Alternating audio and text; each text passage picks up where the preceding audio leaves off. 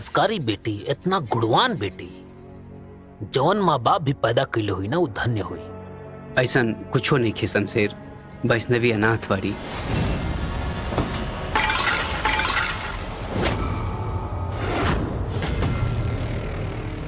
अनाथ ना भी आई।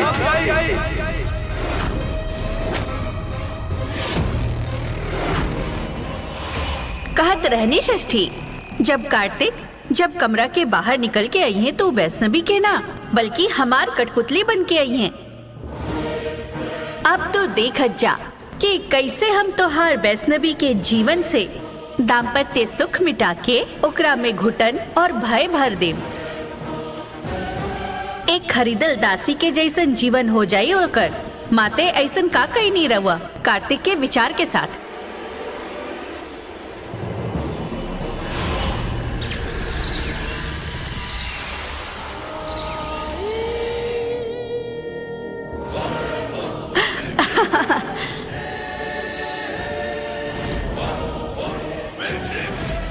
कार्तिक जी,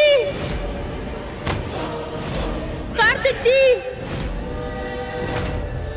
नहीं नहीं नहीं नहीं नहीं नहीं नहीं नहीं।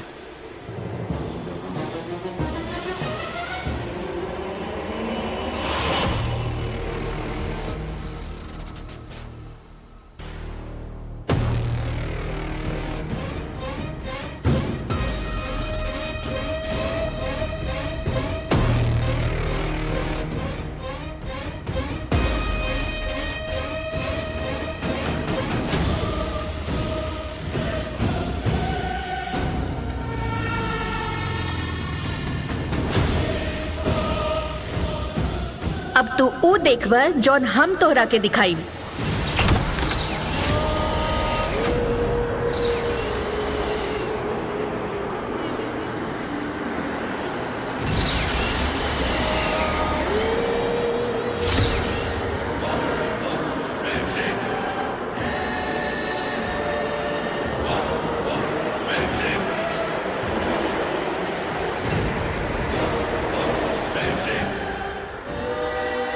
वैष्णवी, वैष्णवी,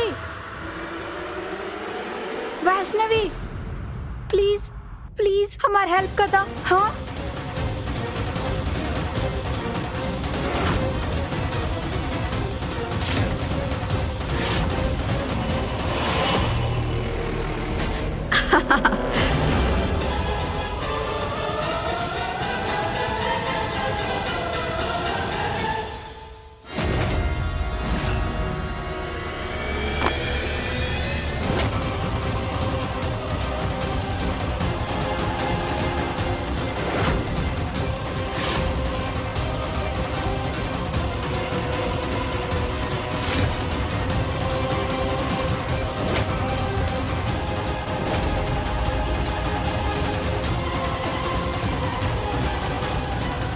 वैष्णवी,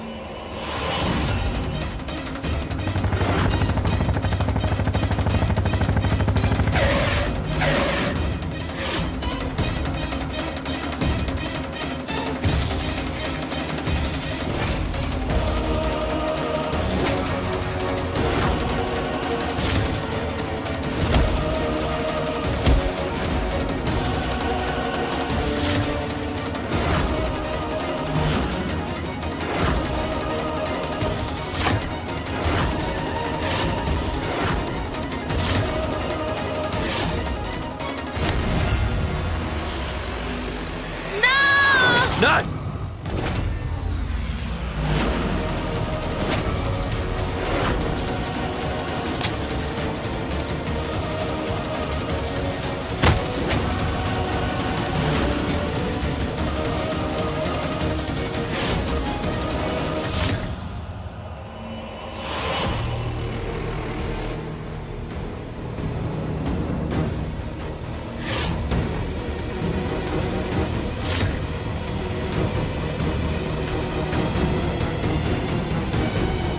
बेचारी वैष्णवी कितना भोला बाड़ी।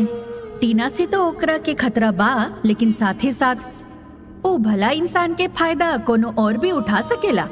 कितना लोग कोशिश करना ओकरे संगे बुरा करे का, कबो विक्रम, कबो अलका और अब टीना, और यहाँ तक कि करण भाई भी ओकरे बारे में बुरा ही सोचे ना।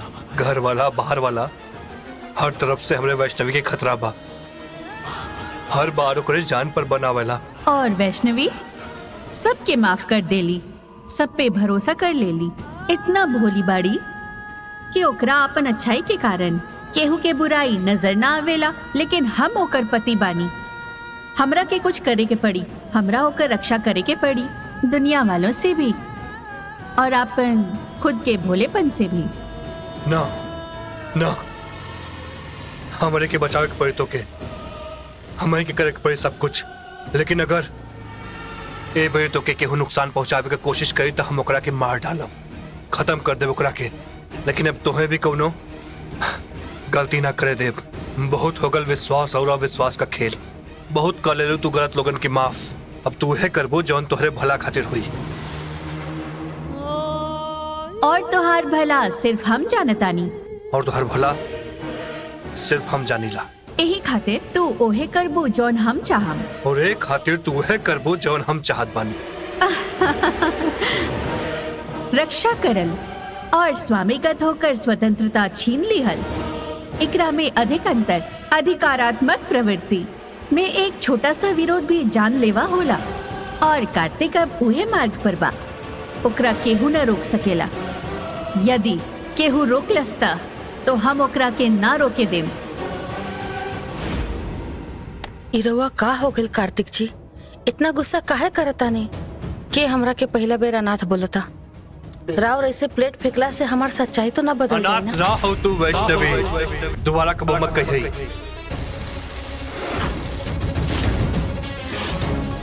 तू वैष्णवी कार्तिक ठाकुर हो, हमार पत्नी।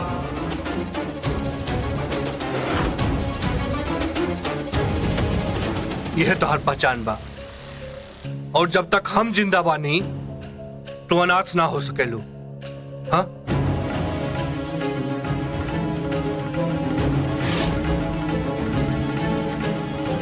तो बस हमार पत्नी बाड़ू, हमार अनाथ ना हो, बुझलू? हाँ? और अगर आज के बाद केहू एकरा के अनाथ कहे का कोशिश भी कैलस तो हमरा के खुद न मालूम कि हम ओकरा संगे का का बैठब। समझ ले लोग? चलो वैष्णवी, कार्तिक जी एक बार हमार सुने खातिर ना बचल बा अभी यहाँ पर। तो हमार पत्नी हो, हमरे संगे खाना खेबू, यहाँ ये लोग के साथ नहीं, बुझलू? चलो कम ऑन। कार्तिक जी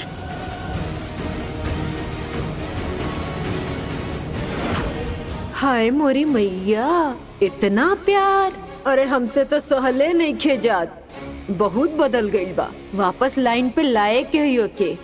उपेंद्र भाई, टीना तो हमके बताओत रही कि कार्तिक की हालत पहले से बेहतर हो गई बा, लेकिन ई तो लेकिन का शमशेर, जौन पति पत्नी के बीच बार बार दूरी बढ़ावे के कोशिश कइल गइल, ओकर पत्नी के ऊपर जानलेवा हमला के प्रयास कइल गइल, तब पति के का प्रतिक्रिया हुई? कार्तिक अपन पत्नी खातिर सतर्क और चौकन्ना बा, ऊपर से ही टिनिया यहाँ बैठल बिया। एके देख के कार्तिक सतर्क और चौकन्ना होखबे न करी, ओकरा मन में वैष्णवी के खोवे के डर बैठ गइल बा। ई कोनो पागलपन ना बा, ओकर सच्चा प्रेम बा। अपनी पत्नी के हर मुसीबत से बचावे के चाहता। अम्मा, ये सब ई वक्त बोले के जरूरी रहल का? काहे? का गलत बोलनी हम?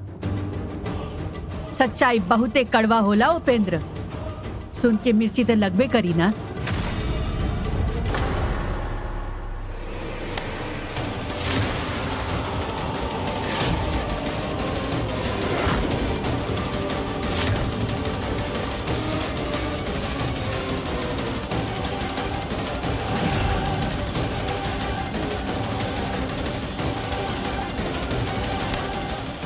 तोहरा एक कांड के वजह से ना हमार भाई जैसन दोस्त हमने माई जैसे अम्मा की नजर में गिर गए बनियो।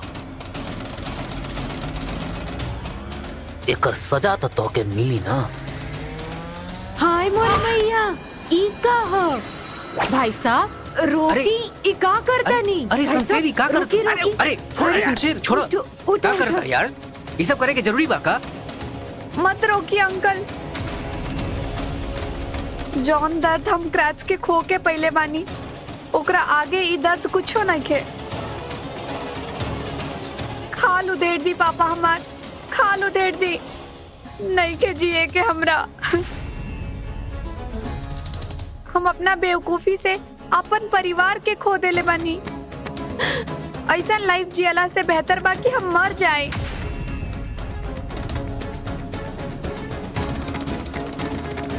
दादी,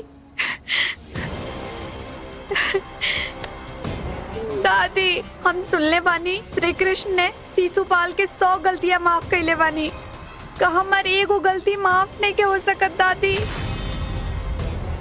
रउआ चाही नु तो हमरा के कड़ी से कड़ी सजा दे दी, लेकिन हमरा के अपना जिंदगी से मत निकाली। बस एक मौका चाहिए, बस एक मौका। जब तक हम ई साबित ना कर दी कि हम बदल गइल बानी, राउर दहलीज पर पड़ल रहे।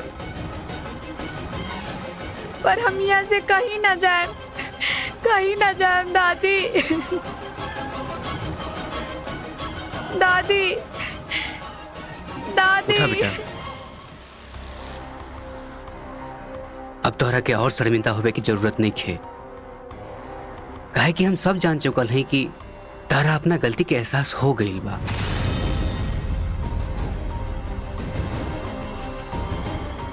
अम्मा, वैष्णवी खुद टीना के माफ कर दिले बाड़ी, फिर काहे कौनो बात के कलेश करे के फायदा? ऐसनो शमशेर हमर भाई बा, हमरे फायदे के लिए व्यापार के ऑफर लेके आयल बा, और हम है कि हम अभी अनुमति नहीं के देनी उपेंद्र। और कार्तिक भी साफ इनकार कर देले बा कोनो तरह के व्यापार से। और ओकर निर्णय ही अटल बा। अरे अम्मा, हम मनाइब ना कार्तिक के, हम मनाइब। पहले रउआ तो मान जाई। अब वैष्णवी के कौनो आपत्ति नहीं खे ई व्यापार से, रउआ सुनले रहली ना। और जब तक कार्तिक जो है वो टीना के माफ ना कर दे, तब तक वो साइलेंट पार्ट में रही। अब इतना छोटका बात के लेकर अगर हम यही व्यापार के मना कर दी तो कोनो समझदारी के बात बा का अम्मा? अम्मा, हम रउआ से हाथ जोड़ के विनती करत हई, जब तक ये व्यापार के पेपर तैयार ना हो जाए तब तक शमशेर के और टीना के ए हवेली में रहे थी,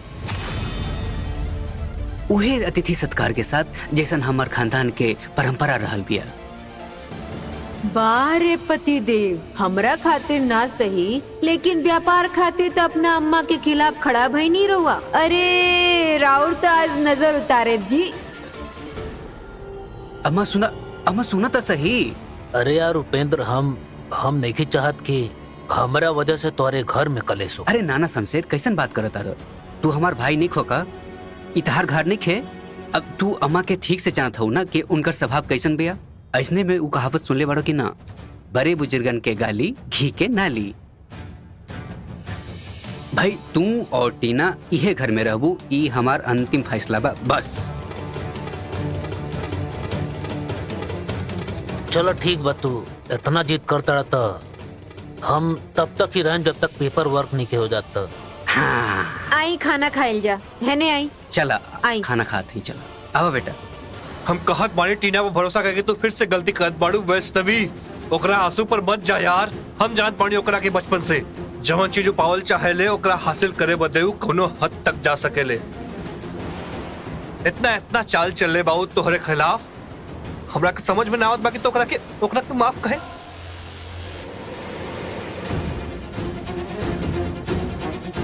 पागल हो कि का? हम तोरे चिंता में मरल जात पड़ी हो तो हो कि हंसताड़ू स्माइल करताड़ू काहे?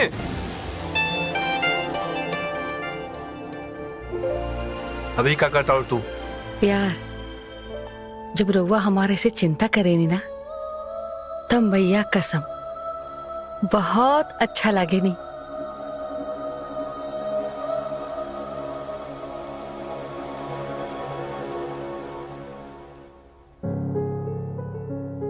का भइल? अब रहुआ के हमार पास अला के भी दिक्कत होखता। ए, तो हर तबीयत ठीक बा ना? हम इतना सीरियस बात कर पड़ी और तू बारू की हमार बात का जवाब दे के बजाय तू दूसर बात कर ताड़ू। तो है सन्ना लागत बा कि हम गुस्सा में बाड़ी, तो है समय हमरे गुस्सा के शांत करे के चाहिए का वैष्णवी? हाँ अरे वो तो हम भूल गए नहीं। हाँ चली अभी कर देता नहीं।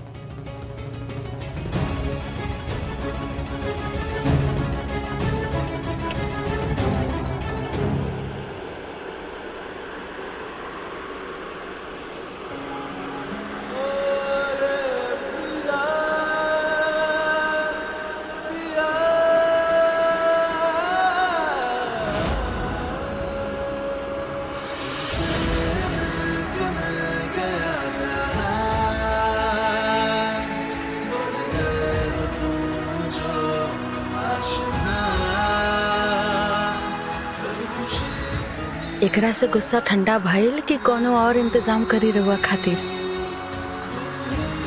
वैसे ई हवा राउर गुस्सा से निकलल पसीना के राउर माथा से सुखा दी।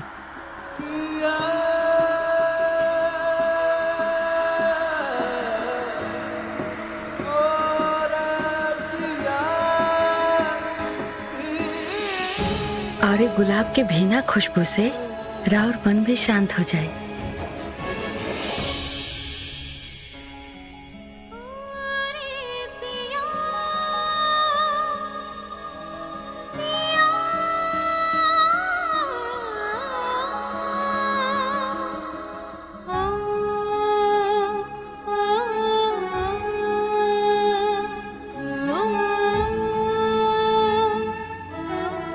कब कहलू ये सब?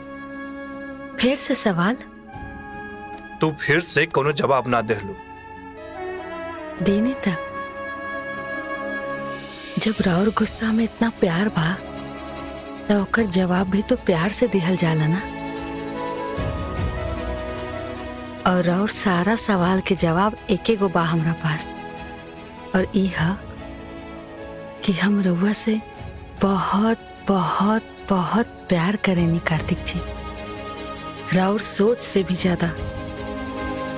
जवन चीज में राउर खुशी बा हम बस उहे करब।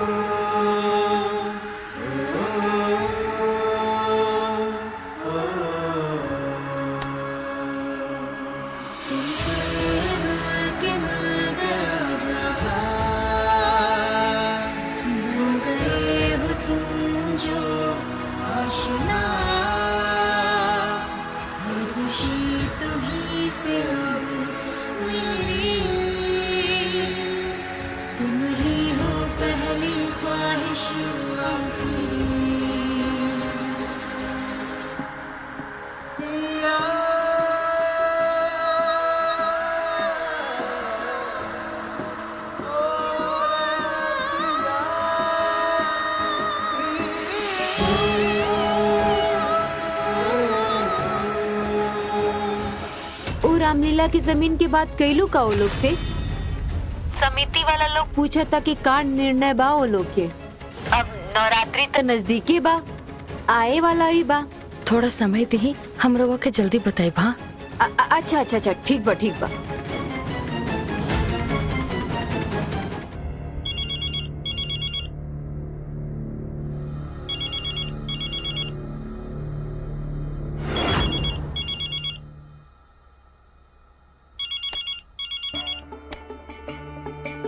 बात तब बाद में भी हो सकेला ना?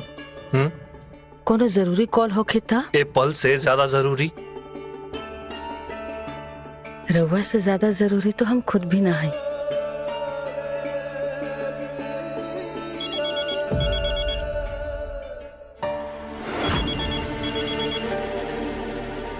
बार बार बजता कार्तिक जी, लगातार कोनो जरूरी कॉल है। प्लीज हमरा के उठावे दी।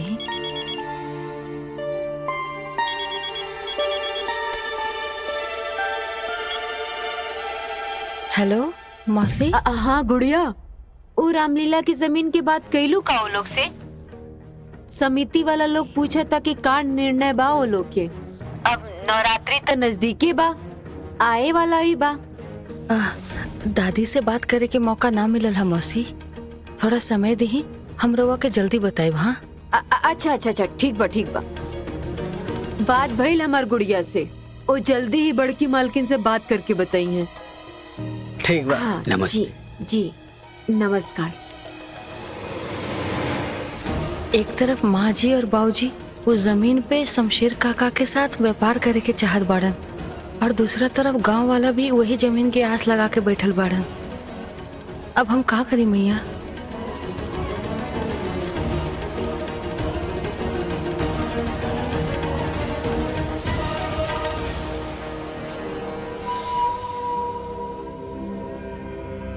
का बात बाजी, अब तो हमारे परछाइयों से दूर भागा तारू तुम।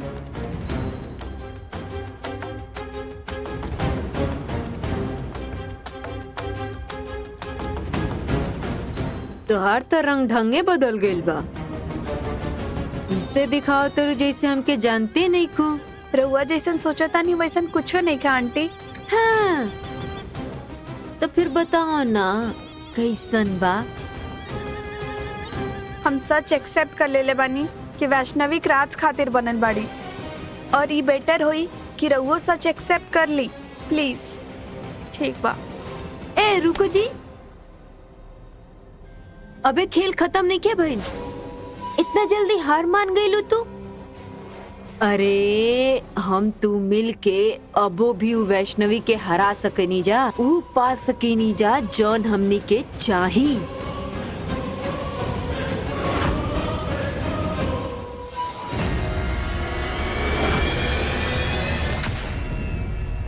हमार मनबू ना तो कार्तिक तोरा से बियाहो करी, कह देता नहीं हम। ना आंटी प्लीज, अब हम पहले वाले टीना ना है, हमरा के प्लीज अपना हाल पर छोड़ दी प्लीज।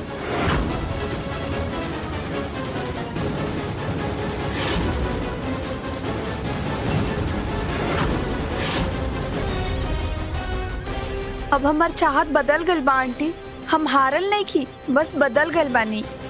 रउआ मानी चाहे मत मानी, लेकिन हम यहाँ कोनो षड्यंत्र करे ना, प्राश्चित करे आयल बानी। और रउआ हमार बात मानी, रउआ वैष्णवी के साथ दुश्मनी छोड़ दी। वो कोनो आम लड़की ना, सच में छठी मैया के बिटिया ही है। जे ओकरा साथ बुरा करी ओकर कबो भला ना होई, और ओकर लाइव एग्जाम्पल हम हैं। अभी टाइम बा रउआ लगे आंटी, रउआ बदल जाए। बदले के ढोंग तो तू करता रूटीना। चला बता, सच सच बताओ, प्लान का बा हो? हमार प्लान बा अपन बेस्ट फ्रेंड के ट्रस्ट जीते के, और रहल बात राउर प्लानिंग प्लॉटिंग के तो डोंट वरी, रउआ जॉन भी हमरा साथे मिल के कहनी नु, हम केहू के कुछो ना बताएं। बहुत गलतियां कर देले बानी। अब हम ए घर के अशांति के कारण नहीं बने के चाहत। हमार बस एक पर्पस बा, क्रैच से माफी लेवे के, और ये कुछो ना। कौन से बुखार चढ़ गई बारे तोरा के? हैं का बहकल बहकल बात करत रू? ताके माफी लेवे के बा? धत हमार मनबू ना तो कार्तिक तोरा से बियाहो करी, कह देता नहीं हम। ना आंटी प्लीज, अब हम वो पहले वाली टीना ना है, हमरा के हमरा हाल पर छोड़ दी प्लीज प्लीज।